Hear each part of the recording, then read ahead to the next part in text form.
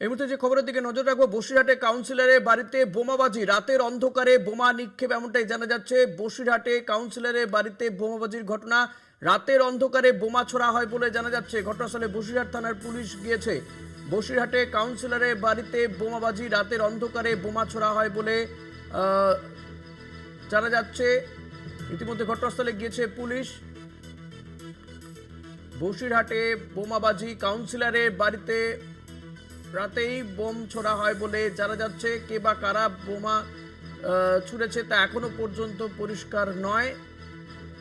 দোষীদের কঠোর শাস্তির দাবি।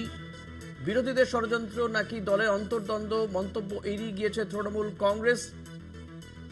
বসিরহাটে কাউন্সিলরের বাড়িতে বোমাবাজির ঘটনা, রাতে এই বোমা ছোড়া হয়েছে বলে জানা যাচ্ছে। ঘটনাস্থলে বসিরহাট থানার পুলিশ, ঘটনাস্থলে তৃণমূল নেতৃত্ব, বসিরহাট দক্ষিণের বিধায়ক।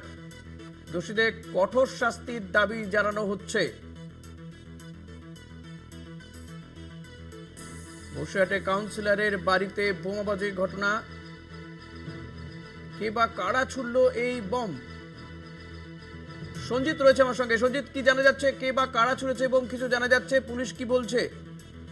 দেখো, ঘটনাস্থলে বসিরহাট থানার পুলিশ আধিকারিক গিয়েছে। ঘটনার সঙ্গে জানার সঙ্গে সঙ্গে যেটা জানা গেছে, উত্তর চব্বিশ পরগনার যে বসিরহাট পৌরসভার যে 8 নম্বর ওয়ার্ডে প্রাক্তন কাউন্সিলর অসীম মজুমদার, তিনি বসিরহাট মেদান্তার বাড়ির পিছনে কে বা কারা রাতের অন্ধকারে যে সকেট বোমা মেরেছে, এই নিয়ে কিন্তু চাঞ্চল্য ছড়ায়। এই ঘটনা জানাজানি হতে এলাকায় কিন্তু যথেষ্ট উত্তেজনা তৈরি হয়।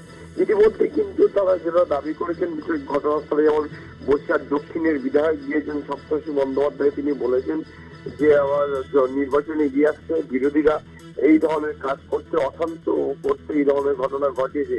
কিন্তু প্রশ্ন হচ্ছে, এটা বিরোধীদের দিকে আঙুল না রাজনৈতিক ভাবে অন্যের পিছনে কারণ আছে সেটাও খতিয়ে দেখছে। এবং যারা এই ঘটনা ঘটিয়েছে, দুষ্কৃতীদের অবিলম্বে গ্রেপ্তারের দাবিতে কিন্তু তারা সোচ্চার হয়েছে। পাশাপাশি কেউ তারা এই রাতের অন্ধকারে যে এইভাবে সকেট বোমা মারলো বসিয়ান, বিশেষ করে এই নেতার বাড়ি, তাই নিয়ে কিন্তু রীতিমতো চাঞ্চল্য ছড়িয়েছে।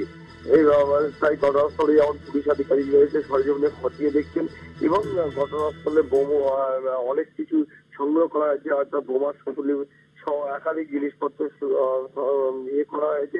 কিন্তু প্রশ্ন হচ্ছে যে কেনই বা পিছনের দরজা দিয়ে সকেট বোমা মারবে? তাহলে এর পিছনে অন্য কোনো কারণ আছে? আদৌ এর পিছনে দুষ্কৃতীদের হাত, না অন্য কোনো রাজনৈতিক ষড়যন্ত্র?